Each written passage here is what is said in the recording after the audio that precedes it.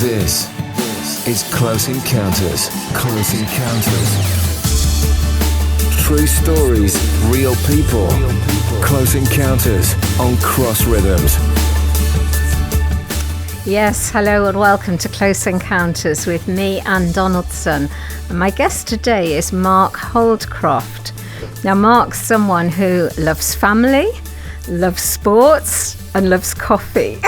And if he can combine all three, he says that's a pretty good day. Wonderful. So Yes. welcome, Mark, to Close Encounters. It's just great to have you here with us.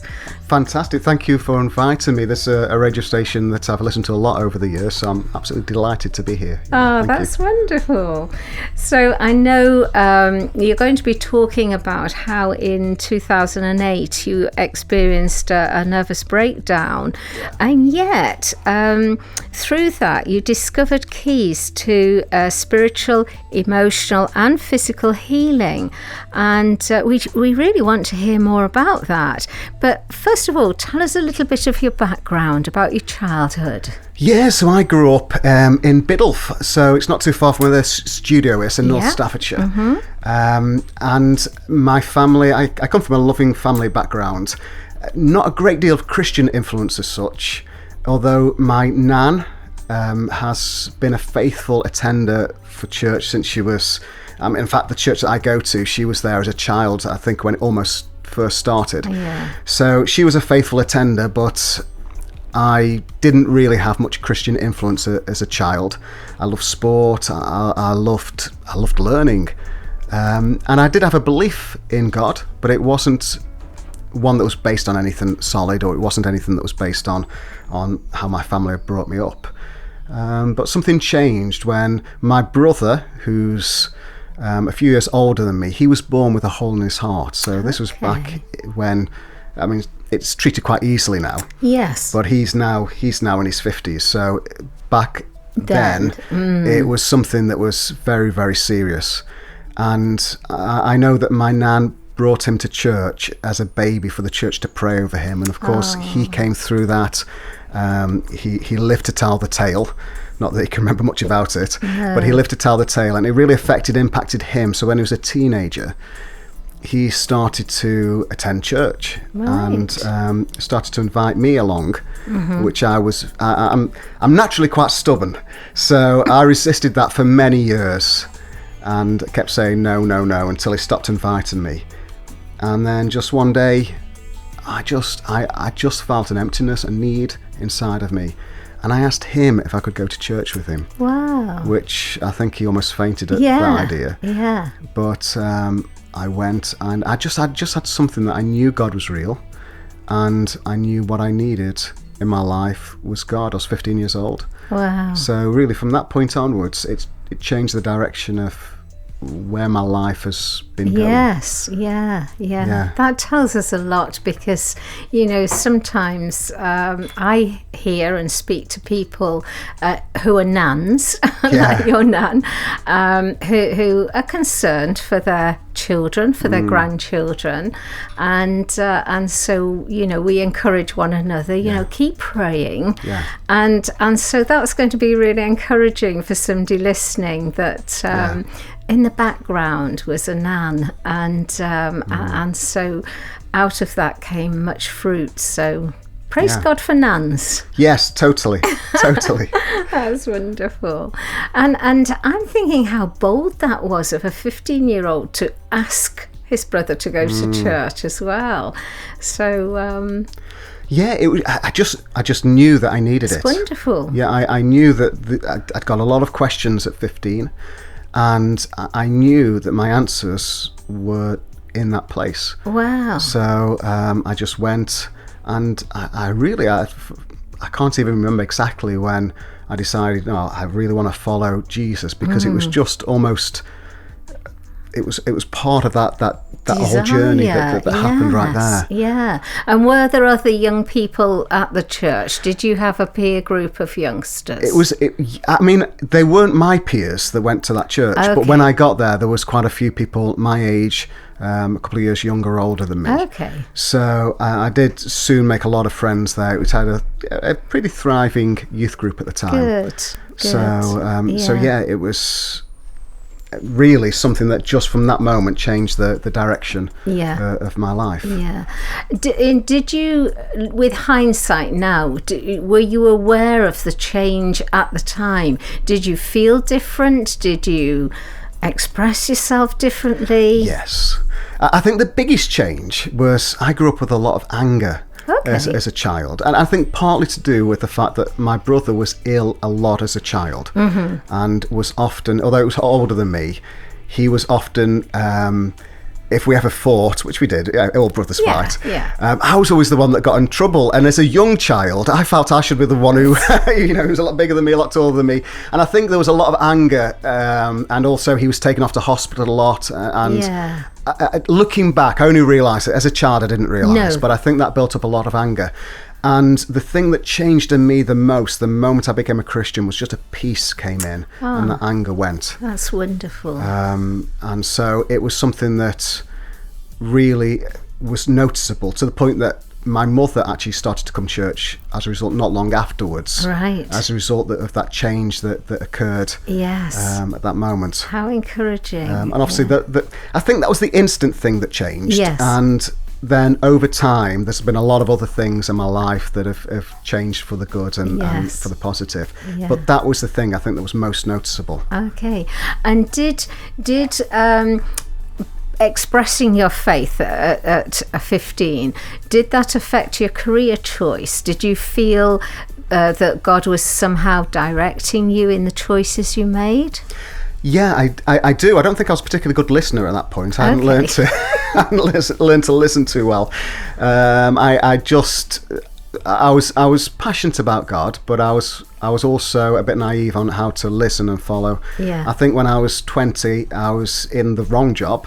Right. I was working as a fitness instructor, and with some of my peers at that point, I had a bit of a wobbly, if I can use that word, in terms of my Christian walk. Okay. And I started to follow my peers, started to go down a path I think that was unhealthy. Yeah. And it was along that sort of time that I really decided, no, I've got to make a decision. I either go down a path with my peers, or I commit myself fully to what I believe is true. Yeah. And I made the decision to go down the path of just... And interestingly, I'd been for about 6 or 7 months going down a path that I knew was wrong. I'd stopped to go to church so often.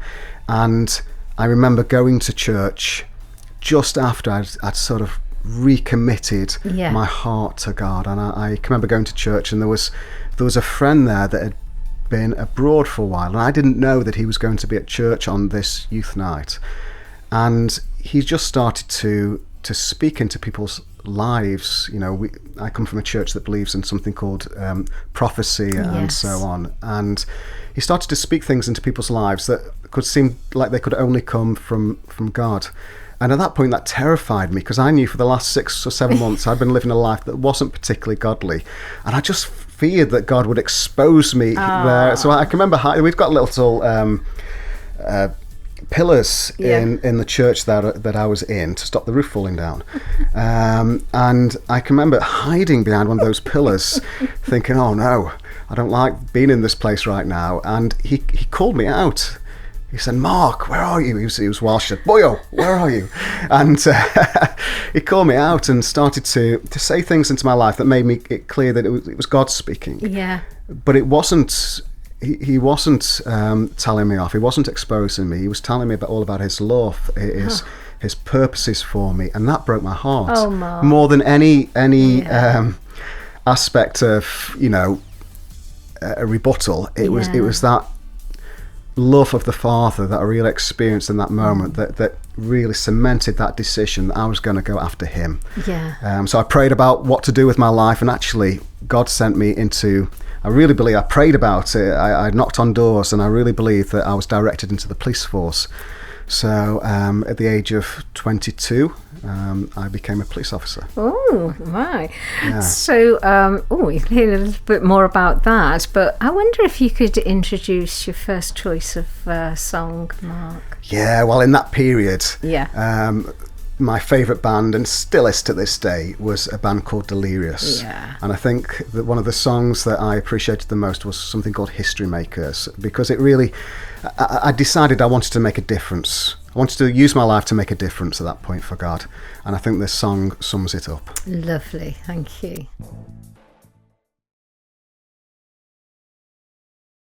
My guest today is Mark Holdcroft. And Mark, before that song, you were telling us about how you felt God lead you to become part of the police force. So tell us a little bit about that time that you were serving. Yeah, so I served for 8 years in the Right. police, just under 8 years, from the start of 99 till the end of 2006. Mm-hmm. And I'm now a minister, so I now work as a pastor, and I've always said, although I've done Bible college, that was being in the police force was the best training I could have had for being a minister, because it was so, you were with people in their worst moments. Yes. You worked 24/7. You were never off duty. You were always a police officer, and it's the same for me today. And there was just lots of things that I learnt in there about dealing with people that really are so valuable to me today. Real treasures in there, and also going through hard situations, and trying to remain calm and trying just to see the bigger picture. Yeah. So there's so much I learned during that period that today I still hold on to. That's wonderful. Yeah. Yes, yeah. And during that time, I'm sure you faced challenges where, possibly dangerous situations, I don't know. Were you so aware of God's presence in those? Yeah, there was a few times. There was a number of times. Nobody ever pointed a gun at me, but in terms of other weapons, I had most weapons pointed at me. Had threats to kill me. Somebody tried to blow up a house that I was in at one point. So there was a lot of dangerous situations, but there was also people praying. I remember one lady in the church. She's so beautiful. She's now passed away to glory, but she would pray for me regularly, like a grandmother in the faith. Yes. And I'd walk into a prayer meeting on a Tuesday night, and she would say to me, "Was there something happening at 2:00 on such and such a day?" And I'd say, "Yeah." And it would always coincide with the situation I was dealing with. And she said, "Because God woke me up to pray for you." And so I felt that sense of I was being looked after, I was being cared for. Yeah. There was always somebody praying, and I knew that God was with me in those situations. So it taught me to, you do get scared in situations, but it taught me to trust. Yeah. Yeah. And I think that's something that I've taken with me throughout my life. And how wonderful that God had got an available vessel. Yes. A lady who was open to be woken in the middle of the night to pray. Yeah. What a beautiful ministry that is. No, it was. It was wonderful. Yeah. And during this time, I understand that you got married. Yes. I probably have to step back a few years because the lady that I'm now married to is somebody that we met as when I first started going to the church, as a teenager, and we just over time became best friends. That's lovely. Fell in love, and I'm pleased to say I'm still married to my best friend. So, that is lovely. Yeah. So we actually got married in 2002. So we'd already. I was already in the police force at that time. Yes, yeah. And so, that's been a wonderful journey with each other's support. We guard each other's weaknesses. We've got different strengths, and we know that it's, we're better together. Yeah. And that's been a wonderful, wonderful journey. That is, it's lovely to hear of that, because there's such a strength in Christian marriage, and to hear that is just so lovely. Yeah, thank you. So during this time, you had an invitation to go on a short-term mission trip, I believe.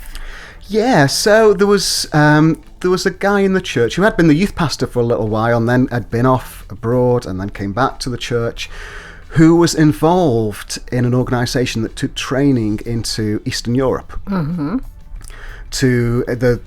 The wall had just fallen a few years earlier. Yeah. And he was going in to train pastors and leaders in the former Eastern Bloc. And so I was invited to go with him. He would always try and take a young guy with him that he could mentor and impart into. So he invited me to go along with him for my first trip, which is, I know, is a place that you love as well. It was to Moldova. Yeah. So that was in 2000. I was 22 at the time, I think. Mm-hmm.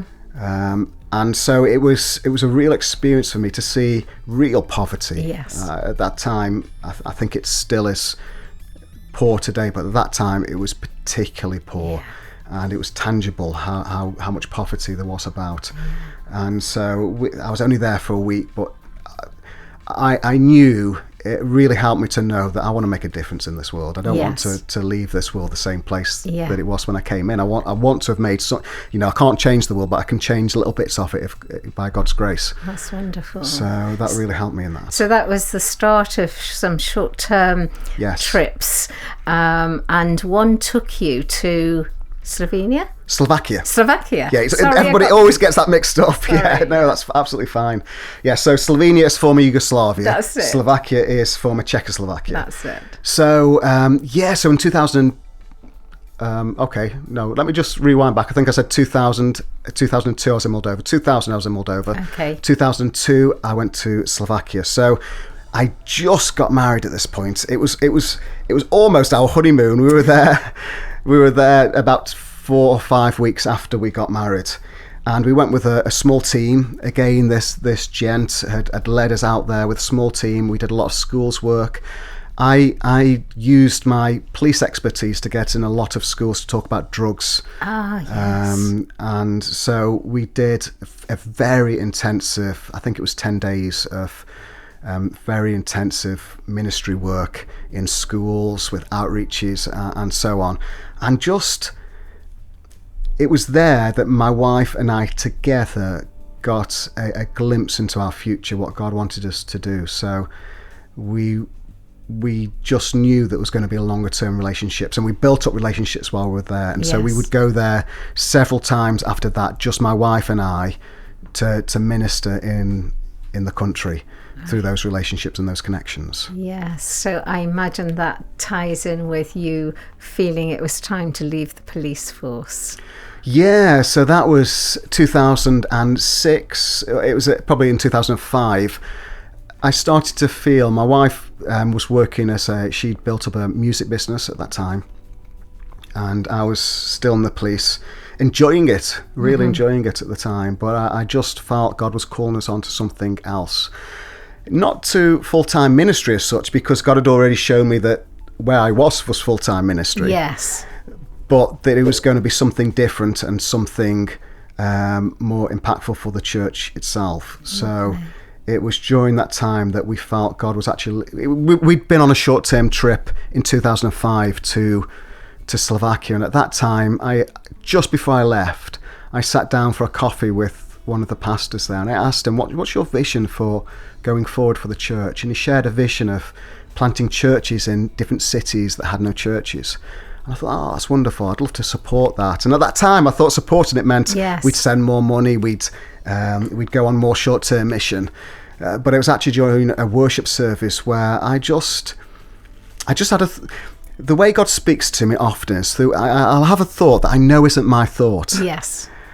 And so I shared it with Liz, my wife, and at that point it wasn't the best time for her to hear that, because we just learnt that we were expecting our first baby. Oh, right. So it probably isn't the best time to learn that we're being called to move countries. Yeah. But we prayed about it together. We took wise counsel. We prayed about it a lot to make sure that this was the right thing, and we knew that actually God was calling us to move and to support that work in Slovakia. So eventually we gave up our our jobs, and in 2006 September we moved over there. Oh my word, yes. So I think at this point, could you introduce your next piece of music? Yeah, this is a piece of music that will actually be a thread through a lot of things that happen going forward from this point.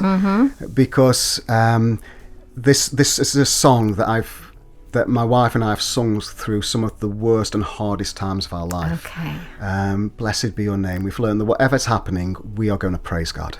Thank you.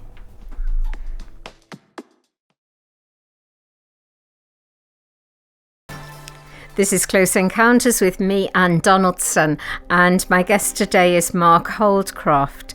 And you were talking about how you were feeling led to full-time ministry in Slovakia. So how did that, when you arrived there, how did you settle? How did things go? It was, at first, we hadn't got a clue what being a missionary meant for a start. We just felt God was telling us to go to Slovakia, and so we just went. We raised some support. We went with a very naive attitude, but a lot of willingness. And so we went there, and we started to support in the local church as church planting was going on, and just support everywhere we could. It was a wonderful start. We made a lot of really close friends that we're still very good friends with right now. I think that our naivety led us to making quite a few mistakes. We went from a position, for instance, where we got full-time jobs in the UK, going to a situation where we were deciding what work to do. But I think there's a sense when you're doing something for God, sometimes you always feel you need to be doing more. And so without realizing it, we were working from early in the morning till late at night. I'd started to give up some of the things that really were necessary for me personally. I've always done a lot of exercise. I've always made sure I've kept myself fit. But I just throw myself so much into ministry.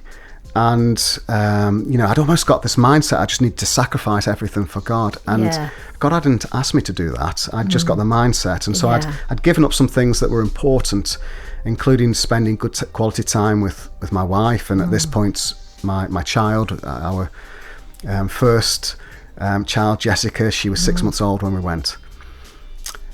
Also, naively, we'd decided we were going to go and live on the average Slovak wage. So we made that decision because we felt we wanted to live on the same standard as everybody else. We didn't want to serve from a position of being above anybody else.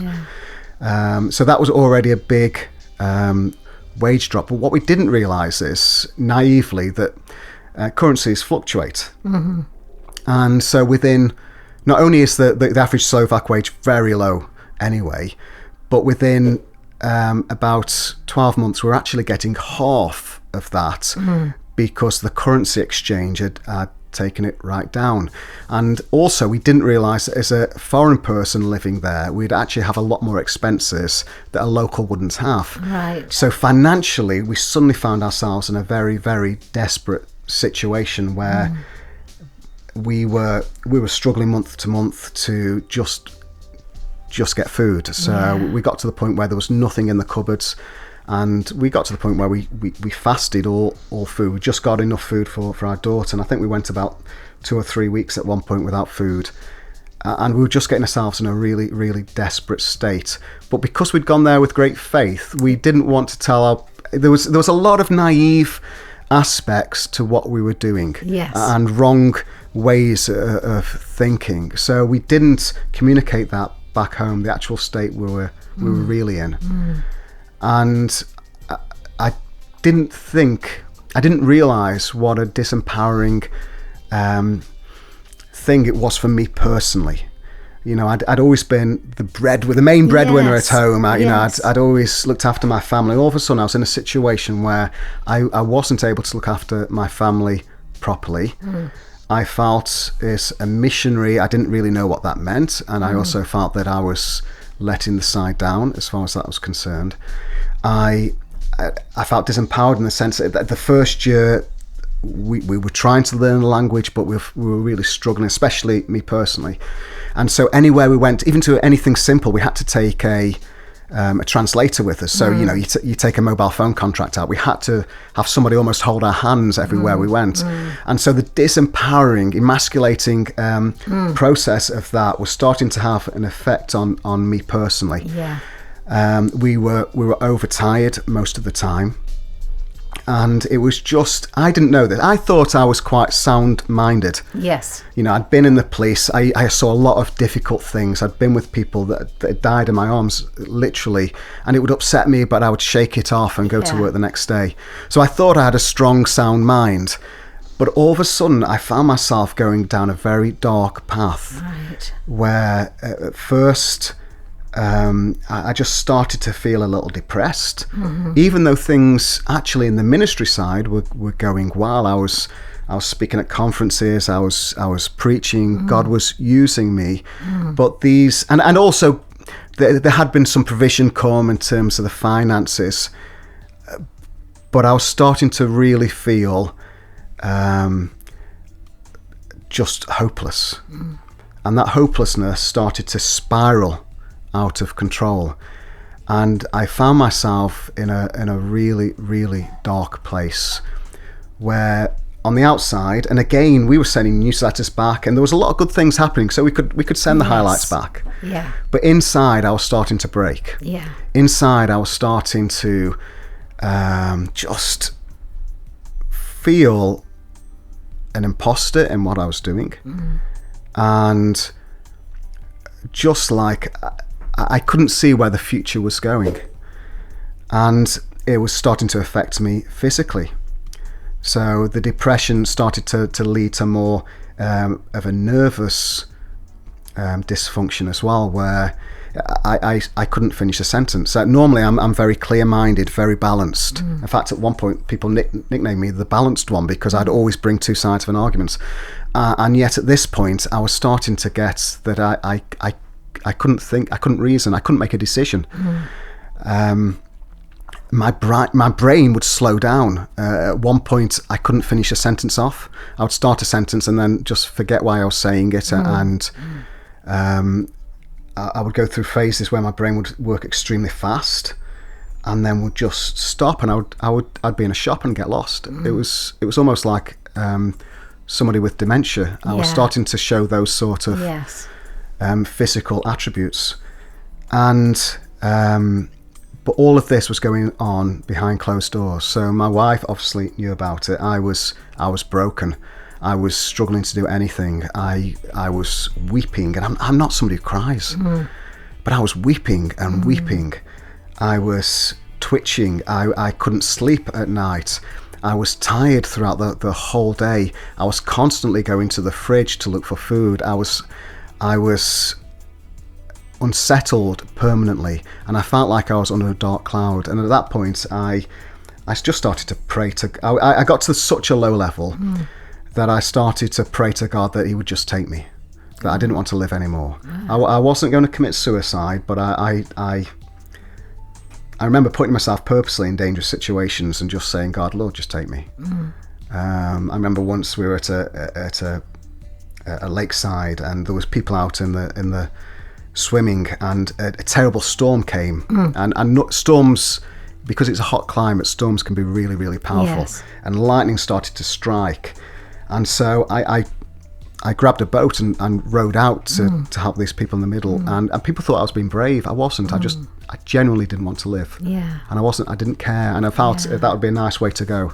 I really did not want to live anymore, and I just got into such a state. But again, at that point it was mainly just my wife and I that were dealing with it, until it got to the point where I just couldn't function. I just really could not, and I started to ask for help from my pastors, and also even like things like sin became a problem in my life again. So things that, as a teenager I'd overcome things like pornography and things like that I'd overcome as a teenager. All of a sudden, I was looking for highs. I was in such a low place that I just needed highs, and so I was looking in the wrong sort of places, because when I was praying, it was just I felt like there was a barrier between me and God, and so but of course that just makes you feel even worse, and especially when I was a missionary. So I was just in a very, very dark place, and thankfully I did have people around me. I had my pastoral support over there, my wife. But it was during that time during the worst part of it, so about 6 months in, where I was writing notes at the time. I used to write a journal. And I've looked back at the journal at that point, and it's horrible to read, because my thoughts were so messed up and so dark. But I can remember one week, and I called it Hell Week, because I literally felt like I was being tormented. And it would come on like a cloud, where it would lift slightly, and I'd be able to function. I'd still always feel a little bit down, but I'd be able to function. And then it would suddenly come on like a cloud, and I'd just be in a really, really dark place. And then I remember one day when God started to show me something, because I hadn't heard, I was praying, but didn't feel like God was answering me, didn't feel like it was getting through. And I can remember one day I was doing the washing. I was putting clothes in the washing machine, and all of a sudden the cloud hit me again, and I was just on the floor. And it was getting to the point where I was having nervous, when the cloud came on me, I was to the point where I was losing control. I can remember being in the bath, and Liz, my wife, she had to break the door down because I was starting to have a fit in the bath, and I was starting to drown, and she had to pull me out. But during that period, I was putting the clothes into the washing machine, and this cloud hit, and I was just weeping. And I suddenly felt like I heard the still small voice of God again, that thought that came to me. And it was 3 things. And you'll laugh when I tell you what the 3 things are, because they seem bizarre. But one was, finish the washing, which is a bizarre thought, but finish the washing, go for a run. And bearing in mind, at this point, I wasn't doing much exercise. Exercise had been important to me, but at this point, I'd given everything up to serve. Go for a run. And then thirdly, get on my guitar and just worship. And I didn't feel like doing any of those things. No. I really didn't. But because it had been the first time I'd had a thought that I believed was from God, I just decided to push through and give it a go. And I remember finishing the washing. I went out for just a short run, just a couple of miles. And then I got in and I started to worship on the guitar, through tears, but worship on the guitar. And the cloud lifted. Not completely, but it just lifted. Yeah. And over time, I started to realise that God had shown me something. You see, I believe strongly that we're spirit, soul and body. And in trying to serve God, I'd neglected the health side of that spiritual soul and body. And in finishing the washing, I know it seems like something daft, something trivial, but it was something that I could achieve. Yes. And you know what? When you've got a things to do list and just able to tick, it gives you a little high. Yeah. And it was almost like God showed me, look, you need those little emotional highs, healthy emotional highs. You need to be able to have some purpose. And so what I started to do was, especially during because it would come again, I wasn't out of it at this point.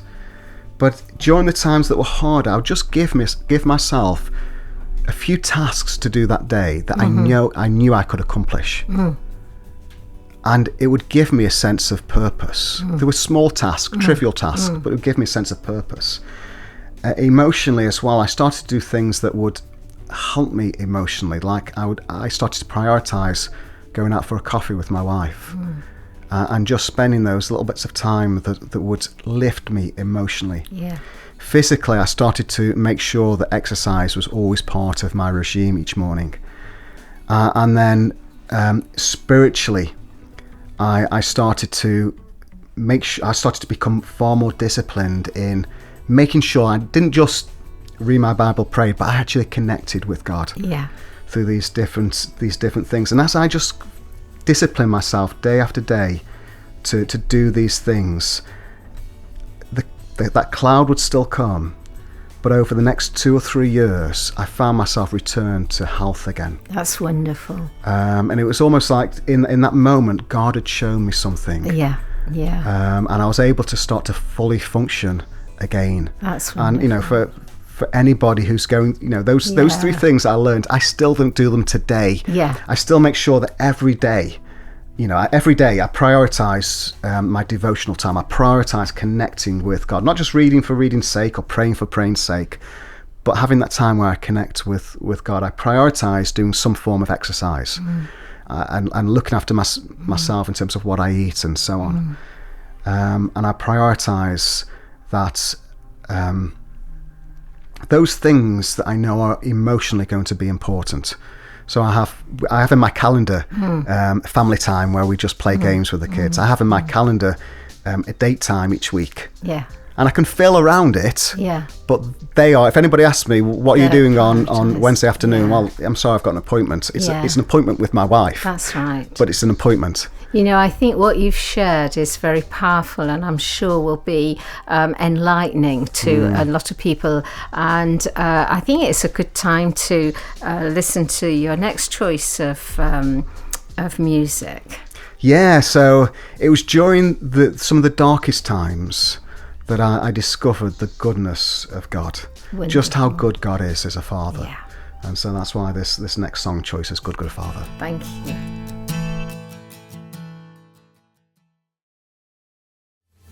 Welcome back to Close Encounters with me, Anne Donaldson, and my guest today is Mark Holdcroft.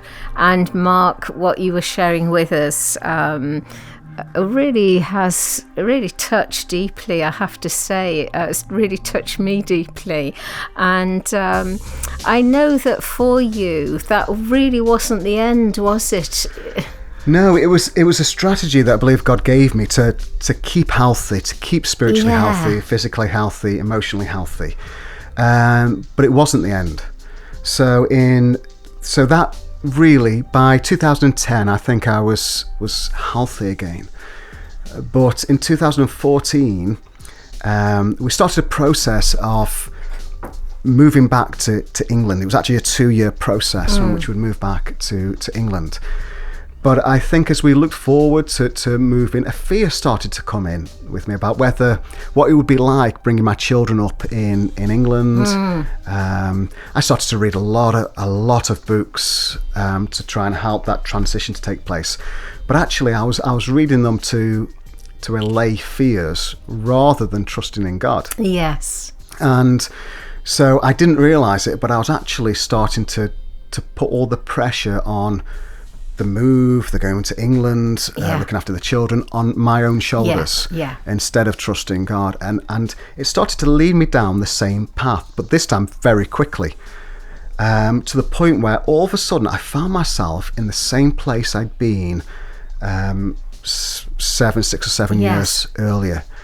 But this time I was terrified. I was terrified because I realised just how close to losing everything I'd been the first time. And so I think it was getting towards the Christmas 2014, and all of a sudden I found myself in that place again, a real place of darkness. Again, I would go in this phase where my brain would race and then stop. And in that time, I remember saying to Liz, I don't think I can do it again. I don't know what's going to happen. I struggled at this point, I've got 2 children, Jessica who's 7, Noah who is 3 or 2 or 3. And I can remember saying to Liz, I don't know whether I'm going to last this out. And my children, I was struggling just being a dad to my children, because I know the first time I hadn't been a good dad during that period, because I just couldn't cope emotionally with life. And so when it happened again, every time I got close to my kids, I would have to leave and cry because I thought I was going to just not being able to be a father to them. And so I was in this place of absolute darkness. I can remember Liz saying to me, I just feel God saying it's not going to be long this time. And 2 weeks later, I can remember saying to Liz, you said it wasn't going to be long. It was only 2 weeks later, but it was such every second felt so long.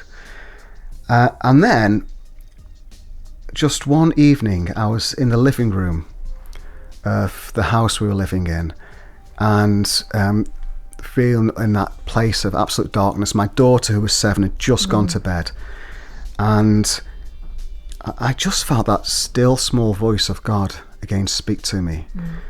But this time he told me to go into Jessica, my daughter, tell her how I was feeling, and ask her to pray for me. Wow.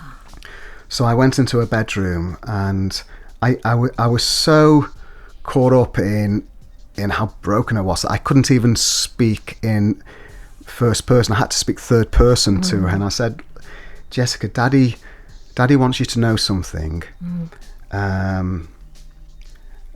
Daddy's not well. And I said, Daddy loves you, but Daddy may not be able to show you his love.